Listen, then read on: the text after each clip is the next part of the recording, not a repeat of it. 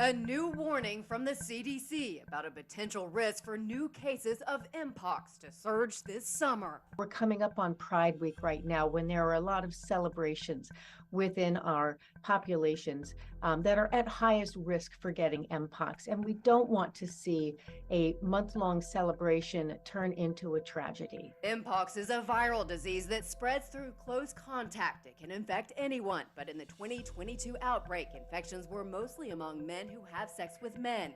Right now, a cluster of mpox cases is being investigated in the Chicago area, where the CDC says there have been at least a dozen confirmed cases and one probable case reported between April 17th and May 5th. All the cases were among men between the ages of 24 and 46. All had symptoms, but none of the patients has been hospitalized. 9 of those 13 cases were among men who had received both doses of the 2-dose Jynneos Mpox vaccine.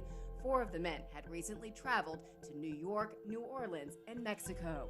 We don't know how long the vaccination is going to provide immunity, nor do we know how long necessarily natural disease is going to provide immunity. Dr. Kristen England with Cleveland Clinic says it's still important for those at highest risk of mpox to be vaccinated. For folks who have been vaccinated and still get mpox, it is strongly suspected that the mpox that they currently have is much less severe than it would have been if they had not gotten the vaccine.